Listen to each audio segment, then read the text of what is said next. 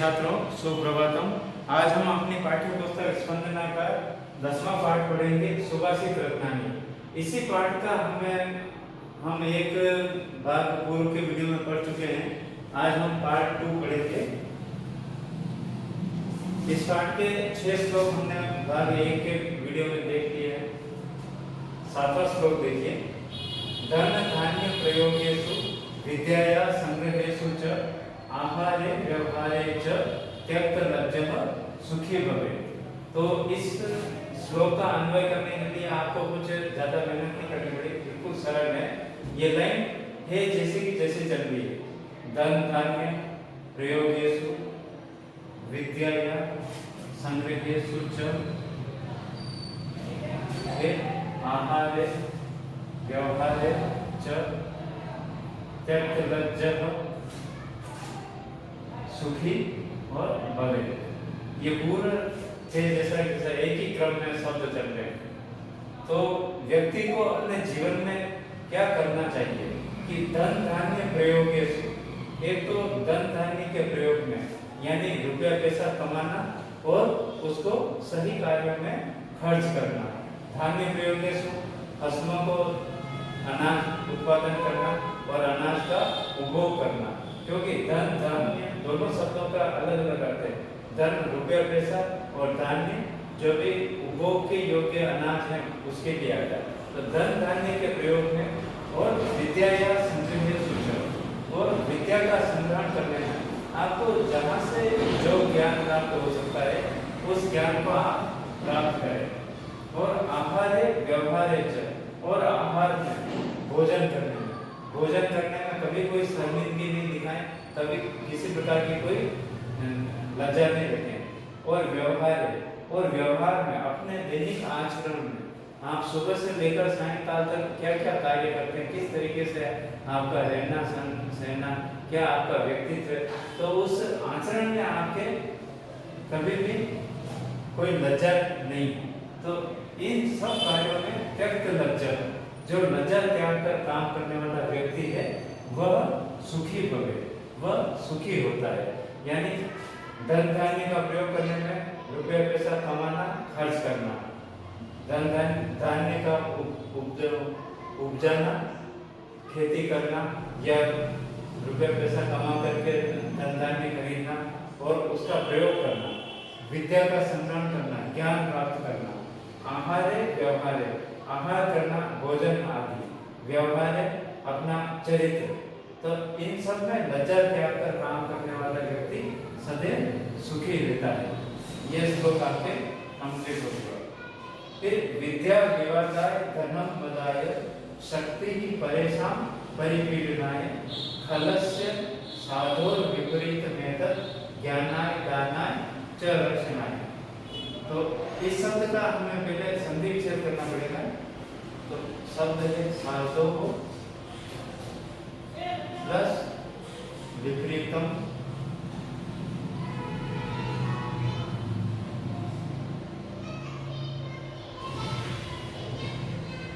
Plus एतत्।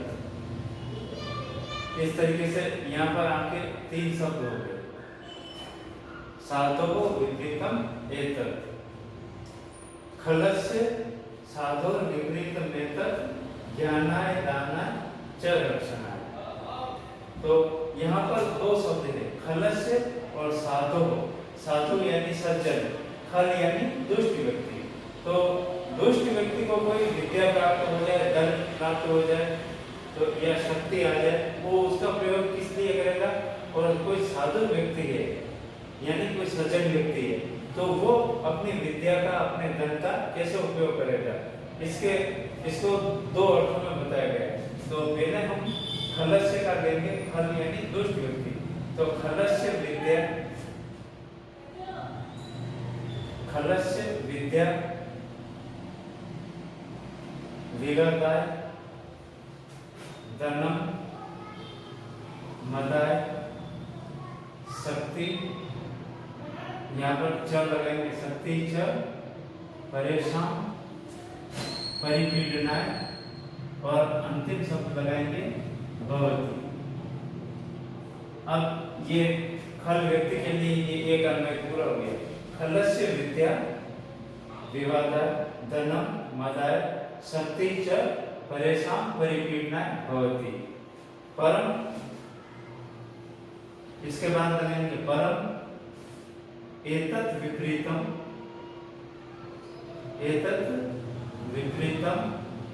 साधो विद्या। अब साधो लिया, फिर विद्या शब्द यहाँ से लेंगे। साधो विद्या ज्ञानाय धनम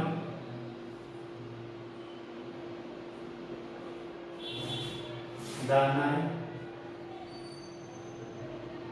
शक्ति च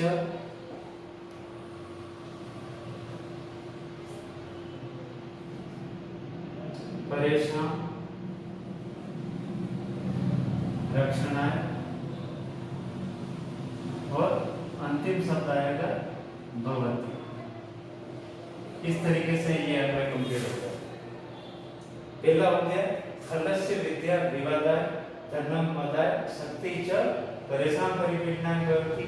परम एतत् विपरीतम साधो विद्या ज्ञानाय एक धनम दानाय और शक्ति च परेशां रक्षणाय भवति। अब इसका अनुवाद देखते हैं।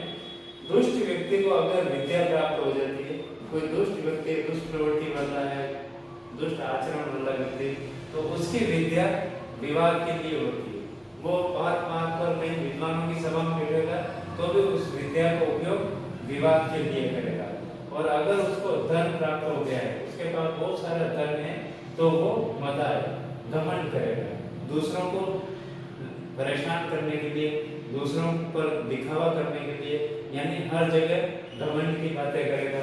और शक्ति च, अगर उसको शक्ति प्राप्त हो गई, वो बलवान है, तो वो परेशान परिपीडनाय भवति, वो दूसरों की रक्षा करने के लिए वो शक्ति का उपयोग नहीं करेगा, परेशान परिपीडनाय, और दूसरों को कष्ट पहुंचाता रहेगा। इस प्रकार वो अपनी विद्या का उपयोग विवाद के लिए, धन का प्रयोग मद के लिए, घमंड के लिए, और शक्ति अगर उसके पास है तो उसका प्रयोग दूसरों को पीड़ा पहुंचाने में करता है। परम एतत् विपरीतम, किंतु इसके विपरीत साधो विद्या, साधु की विद्या, अगर किसी सज्जन व्यक्ति को विद्या प्राप्त हो जाती है तो साधो विद्या ज्ञान है। साधु की विद्या ज्ञान के लिए होती है, वो और उसमें ज्ञान की बातें करके उसको ज्ञान पर चर्चा करता है। और अगर उसके पास धन है तो धनम दाना है, तो धन का दान के लिए उपयोग करता है, दूसरों को परोपकार के लिए दान में दे देता है। और शक्ति अगर उसके पास है, वो शक्तिमान है तो परेशान रक्षणाय भवति, शक्ति का प्रयोग दूसरों की रक्षा करने के लिए करता है। इस प्रकार आप इन श्लोकों का अन्वय लिखें, पहले संदर्भ फिर प्रश्न, उसके बाद अन्वय लिख करके अनुवाद करें। आगे वाला श्लोक देखिए।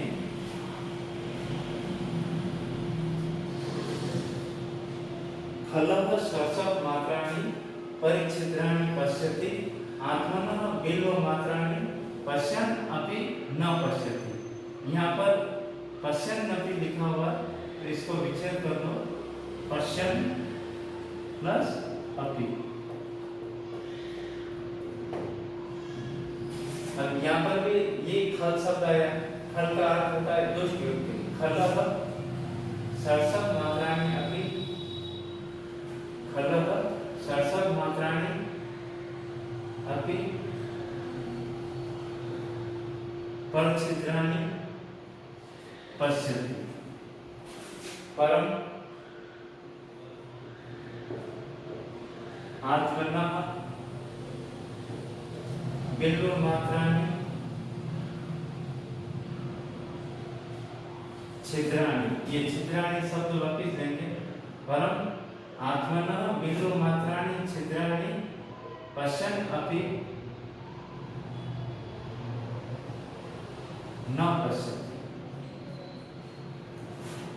ये आपके पूरे श्लोक में होंगे। एक बार मैं वापिस बोल रहा हूँ।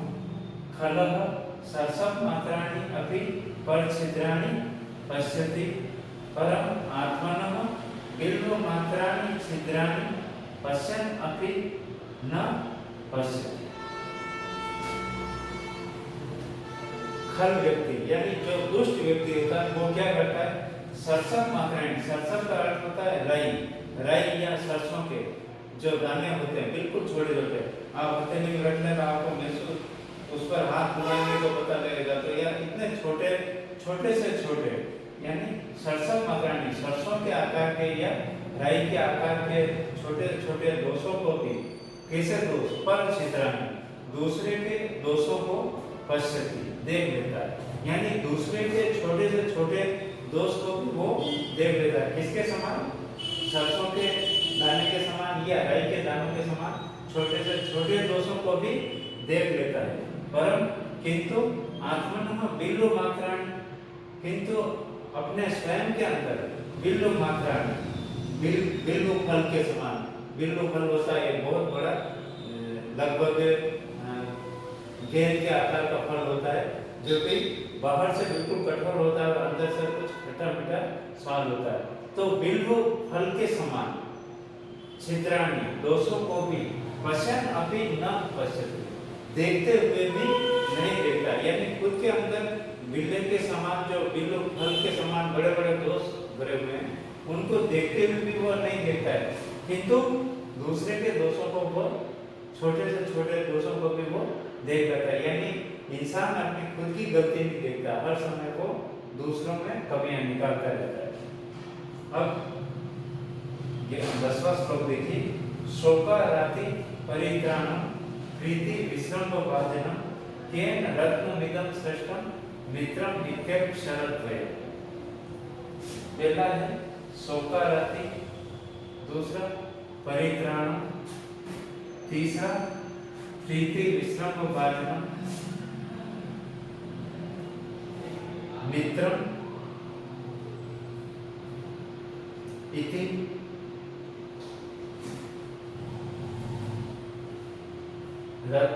अक्षरद्वयम् रत्नमिदं केन श्रेष्ठम। आगे न जायते शब्द आएगा, मित्रम इति अक्षरद्वयम्, ये 3 शब्द यहाँ पर। इधर शोक आराति परित्राण, शोक का अर्थ होता है कष्ट या दुख, दुख के समय में, और आराति शत्रुओं से अपनी रक्षा करने में, परित्राण। एक तो शोक के समय, दुख या कष्ट के समय आपकी रक्षा करने वाला, परित्राण करने वाला, और आराति परित्राण शत्रुओं से भी हमारी रक्षा करने वाला। प्रीति विश्रम्भ भाजन, प्रीति यानी प्रेम, विश्रम्भ भाजन विश्वास का पात्र, प्रेम और विश्वास का पात्र। मित्रम इति अक्षरद्वयम्, मित्र नाम के ये 2 अक्षर, रत्नमिदं 2 जो अक्षर है, मित्र शब्द यानी 2 अक्षरों का शब्द है पूरा मित्रम। तो इति अक्षरद्वयम्, ये 2 अक्षर रत्न केन श्रेष्ठम, किसने बनाए, किसने इनका निर्माण किया। इति न किया है, आगे आप देख सकते हैं केन श्रेष्ठम इति न किया है, क्योंकि मित्र शब्द का प्रयोग आपने रामायण काल में मित्र शब्द का प्रयोग सुना है, और महाभारत काल में भी मित्र शब्द का प्रयोग, और भी प्राचीन ग्रंथ उठाकर देखें, जैसे ही मित्र शब्द आता है आपके मन में प्रसन्नता होती है, क्योंकि मित्र ही वो व्यक्ति है जो कि आपकी शोक यानी दुख के समय में आपका साथ देता है। आराति परित्राण, शत्रुओं से भी आपकी रक्षा करता है। प्रीति विश्रम्भ वादन, प्रेम और विश्वास का पात्र है, आप उससे छोटी से छोटी निजी बातें कर सकते हैं, अपनी जो गहन बातें हैं, जो जानकारी आप किसी दूसरों को नहीं दे सकते हैं, वो आप अपने मित्र को बता देते हैं। तो मित्रम इति अक्षरद्वयम्, मित्र नाम के ये 2 अक्षर रत्न है, रत्नमिदं केन श्रेष्ठम, किसने निर्माण किए, ये शब्द किसने बनाए, इति न ज्ञायते, यह आज तक हमें पता नहीं। ये श्लोक भी कंप्लीट हो गया। इसके बाद आगे वाला श्लोक देखिए, परोक्षे कार्यहंतारम प्रत्यक्ष प्रियवादिनम वर्जयेत् तादृशं मित्रं विस्कुंभं पयोमुखम्। पहला है परोक्षे कार्यहंतारः, परोक्षे कार्यहंतारः और प्रत्यक्षे प्रियवादनम्। तादृशं विस्कुंभं मित्रं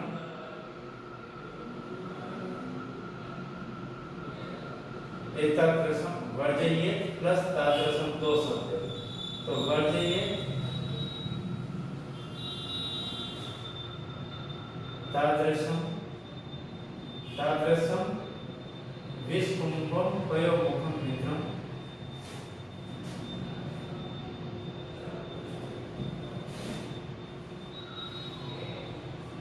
अब ये अन्वय आपके पूरा कंप्लीट है। परोक्षे कार्यहंतारं प्रत्यक्षे प्रियवादिनं तादृशं विस्कुंभं पयोमुखं मित्रं वर्जयेत्। परोक्षे यानी दूसरे के सामने, परोक्षे कार्यहंतारं अपनी पीठ के पीछे किसी अन्य व्यक्ति को, जब आपके सामने वो नहीं हो, यानी आपकी पीठ के पीछे या आपकी नजर से बचकर, कार्यहंतारं आपके कार्यों को बिगाड़ने वाला, परोक्ष पर अक्ष दूसरों के सामने, कार्यहंतारं आपके कार्यों को बिगाड़ने वाला, प्रत्यक्ष प्रियवादिनं और प्रत्यक्ष में आपके सामने आपके मुंह पर प्रियवादिनं मीठा बोलने वाला, आपकी बड़ाई करता हो, आपकी वाहवाही या प्रशंसा करता हो। तादृशं विस्कुंभं पयोमुखं, वैसे तादृशं वैसे विस्कुंभं पयोमुखं जिसके मुख पर विष लगा हुआ है, ऐसे दूध से भरे हुए घड़े को पयोमुखं विस्कुंभं या विस्कुंभं पयोमुखं, विष से भरे हुए जहर के घड़े को जिसके मुख पर दूध लगा हुआ है, एतादृशं मित्रं वर्जयेत्। ऐसे मित्र को हमें छोड़ देना चाहिए। कैसे मित्र को? जो आपके पीठ पीछे आपके कार्यों को बिगाड़ने वाला हो, प्रत्यक्ष से प्रियवादिनं आपके मुंह पर मीठा बोलने वाला, आपकी प्रशंसा करने वाला। तो वो मित्र कैसा है कि ऐसा घड़ा जिसके अंदर तो जहर भरा हुआ है और उसके मुख पर दूध लगा हुआ है, दूध भरा हुआ है, ऊपर दूध भरा हुआ है और अंदर जहर भरा हुआ है। तादृशं विस्कुंभं पयोमुखं मित्रं वर्जयेत्। ऐसे दूध से विष से भरे हुए घड़े की तरह ऐसे मित्र को भी छोड़ देना चाहिए, जो कि आपका परोक्ष में कार्य को बिगाड़ने वाला हो और प्रत्यक्ष में प्रियवादिनं आपके सामने मीठा बोलता हो। आप खुद भी आजमाइश कर सकते हैं कि कोई जहर से भरा हुआ घड़ा, ऊपर उसके दूध लगा हुआ है, थोड़ा सा ऊपर दूध भरा, तो उस दूध को आप पिएंगे नहीं, क्योंकि आप जानते हैं उसके अंदर जहर भी है। तो ऐसे मित्र को भी ऐसा ही घड़ा समझ करके छोड़ देना चाहिए।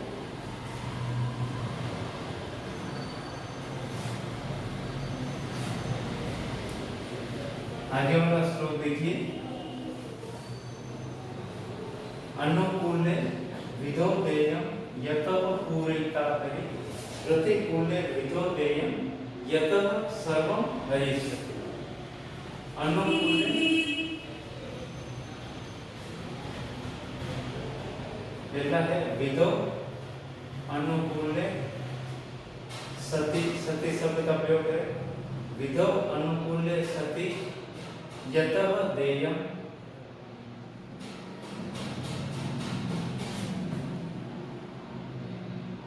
पूरयिता हरि अस्ति।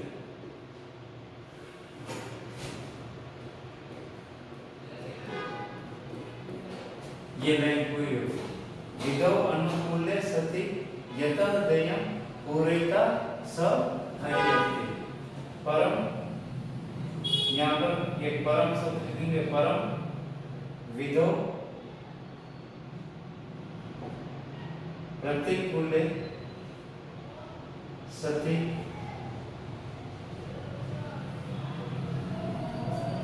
देयं यतः स हरि, एक शब्द और लिखेंगे स हरि, स हरि सर्वं हरिष्यति।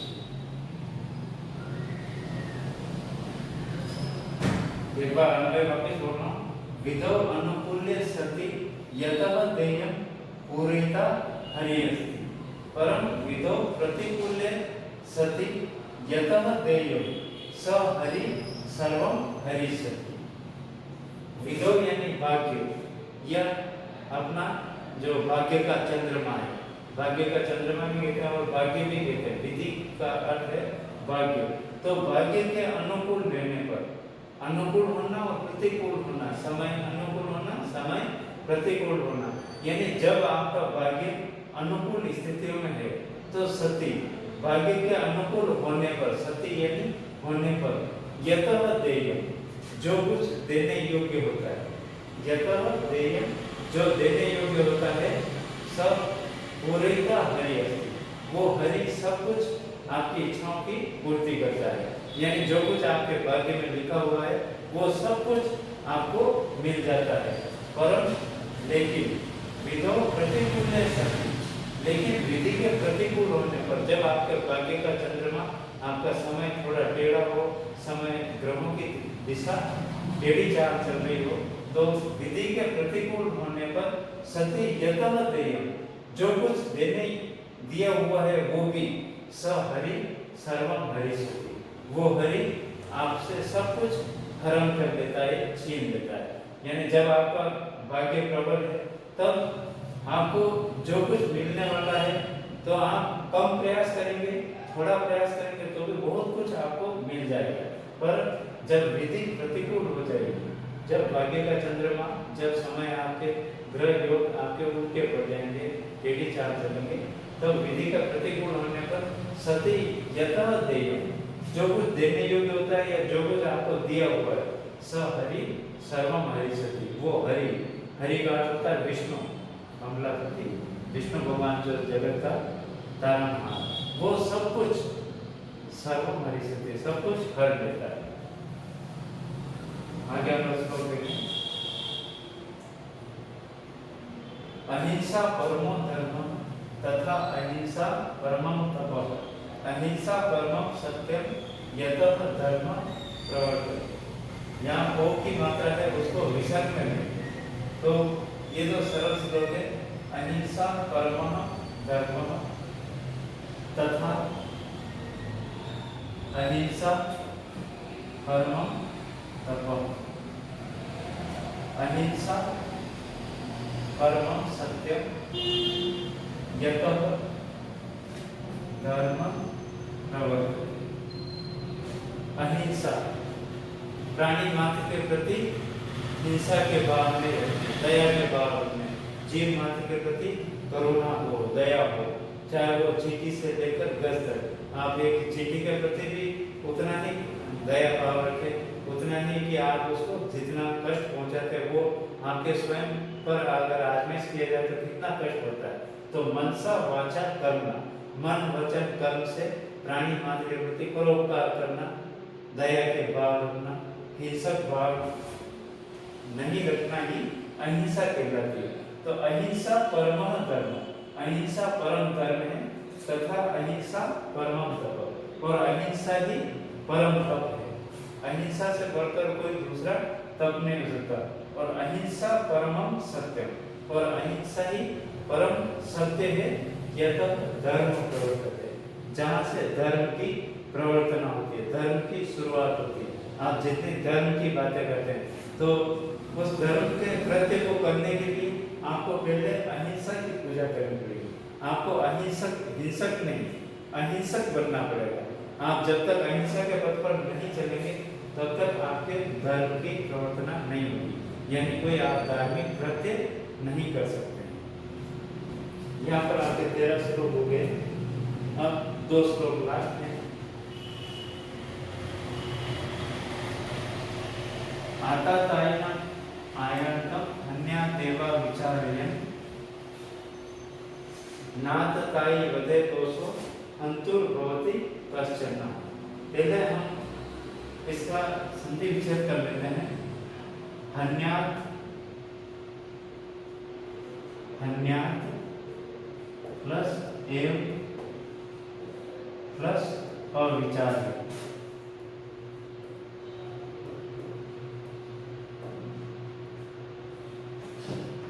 एक जगह आपके जस्ट संधि है, जस्ट फर्स्ट, दूसरी जगह दीर्घ संधि। ऐसे ही हंतुर भवति, तो हंतु प्लस भवति, यहाँ पर ऋतु विसर्ग संधि।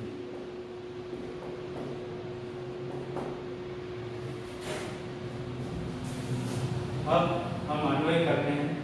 एक शब्द और देखिए, नात्रताई लिखा हुआ है, तो न प्लस आत्रताई, यहाँ पर दीर्घ संधि होगी। आयांतम आतातायिन, आयांतम आतातायिन, आगे आप दृष्टवा लिख सकते हैं। इस आतातायिन के बाद दृष्टवा लिख सकते हैं, देख कर, ठीक है। दृष्टवा इति देख करके, आयांतम आतातायिनं दृष्टवा, अविचार्यं एव अन्या, यतो ही, ये यतो ही शब्द लिखेंगे, यतो ही आतातायि बदे, आतातायि बदे हंतु कश्चन दोषः न और भवति। अब ये पूरे श्लोक का अन्वय होगा। मैं वापस बोल रहा हूँ, आयांतम आतातायिनं दृष्ट्वा अविचार्यं एव हन्या, यतो हि आतातायि वधे हन्तु कश्चन दोषः न और भवति। आप कहीं भीड़ भरे माहौल में खड़े हैं, कहीं जहाँ पर बहुत सारे सामाजिक लोग इकट्ठा हुए हैं, ऐसी जगह पर आप कहीं खड़े हुए हैं, बाजार में हैं, और आपको पता है कि कोई दुष्ट व्यक्ति है जो गलत तरीके से लोगों को मार काट करता हुआ आ रहा है, तो आयांतम आतातायिनं दृष्ट्वा, आते हुए आतातायि अपराधी को देख करके, जिसके बारे में आप बहुत कुछ जानते हैं कि वो कुछ भी दूसरे लोगों को, बच्चों को, स्त्रियों को, औरतों को नुकसान पहुंचा सकता है, ऐसे आतातायि को आते हुए देख करके, और विचार्यं एव हन्या, बिना विचार किए हुए ही उसको मार देना चाहिए, उससे वो शस्त्र छीन लेना चाहिए। क्योंकि ये तो ही, क्योंकि आतातायि वधे, ऐसे अपराधी के वध पर, ऐसे अपराधी के नष्ट कर दिए जाने पर, हंतु मारने वाले को कश्चन दोषः न हो, कोई भी दोष नहीं लगता है। जिस अपराधी के बारे में जानते हैं कि ये लोगों को, बच्चों को, स्त्रियों, औरतों को नुकसान पहुंचा सकता है, तो ऐसे अपराधी को आते हुए देख करके अविचार्यं एव हन्या, बिना विचार किए हुए उसको मार देना चाहिए। क्योंकि ये तो ही, क्योंकि आतातायि वधे, ऐसे अपराधी के वध पर हंतु कश्चन दोषः न भवति, मारने वाले व्यक्ति को कोई भी दोष नहीं लगता। अगर उस पर कोई दोष आरोप प्रत्यारोपण लगता है, तो जो देखने वाली भीड़ है वो आपका पक्ष लेगी कि नहीं, ये व्यक्ति सही है, ये व्यक्ति अपराधी था, जिसके कारण कई लोगों का नुकसान हो सकता था, जान माल का। तो इस तरीके से आप ऐसा कोई कार्य नहीं करें, आपको कहीं कुछ मारना वगैरह नहीं, ये केवल श्लोक में नीति श्लोक है जो बात बताई। अंतिम श्लोक, गोपाल सांघिकः कृष्णः रामो वानर सांघिकः सद्भिक्षु सांघिको बुद्धः महात्मानो हि सांघिकः। कृष्णः गोपाल सांघिकः, रामः वानर सांघिकः, सांघिकः, इस तरीके से आपको विसर्ग लगाना।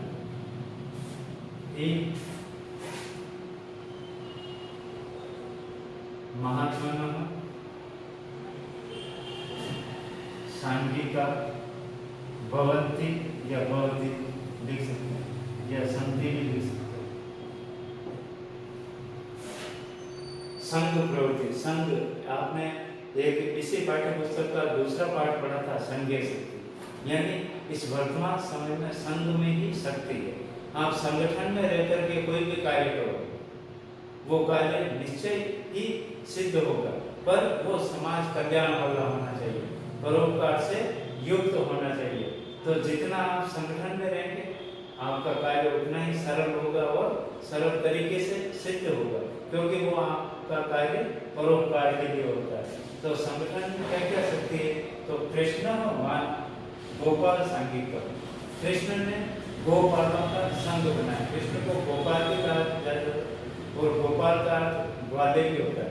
तो ग्वालों का उन्होंने एक संघ बनाया और इसीलिए कृष्ण के चित्र में आपको गायों के साथ उनको दर्शाया जाता है। जो भी वृंदावन मथुरा के गोप वाले हैं, उनके साथ उनको बताया जाता है। तो कृष्ण ने जो अपनी लीलाएं करी, उसमें गोपालों का भी एक संघ है और उसके बलबूते पर ही उन्होंने कंस वध तक, यानी धर्म की अधर्म पर विजय का कार्य किया था। किसके कारण? गोपालों का एक संघ बनाकर, संगठन। राम वानर सांघिक, राम भी वानर सांघिक, वानरों का उन्होंने एक संघ बनाया, जिसमें हनुमान जी, सुग्रीव आदि, अंगद, हनुमान, जामवन, बहुत सारे जो वानर वीर योद्धा थे, वो चाहते तो रावण को वैसे ही युद्ध में हरा सकते थे, पर समाज में मर्यादाएं स्थापित करने के लिए उन्होंने वानर योद्धाओं का एक संगठन बनाया और उनके द्वारा जो समुद्र पर सेतु बंधन का कार्य करवाया और फिर लंका पर उन्होंने विजय प्राप्त की। तो राम वानर सांघिक, राम ने भी वानरों का एक संगठन बनाकर धर्म के अधर्म पर विजय प्राप्त करने के लिए धर्म के मार्ग को अपनाया था। ऐसे ही बुद्ध सद भिक्षु सांघिक, महात्मा बुद्ध ने भी जो बौद्ध धर्म का प्रचार किया, तो उन्होंने भी सद भिक्षुओं का एक संगठन बनाया और बौद्ध धर्म का उन्होंने देश विदेश में प्रचार किया। तो ही निश्चय ही महात्मा लोग जो सद्गुणों से युक्त, अच्छे कर्म करने वाले, परोपकार करने वाले, जो भी परोपकारी महात्मा लोग होते हैं, वो सांघिका संगठन की प्रवृत्ति वाले होते हैं। संघ में शक्ति की सिद्धि के लिए वो संगठन में कार्य करते हैं। यहाँ पर आपके सभी श्लोक पूरे होते हैं। आपको इन सभी श्लोकों का सप्रसंग हिंदी अनुवाद करना है। सप्रसंग हिंदी अनुवाद करने के लिए आपको कुछ अन्वय वगैरह PDF फाइल के माध्यम से भेज दिए जाएंगे। अभ्यास प्रश्नोत्तर भी आपको PDF फाइल के माध्यम से भेज दिए जाएंगे।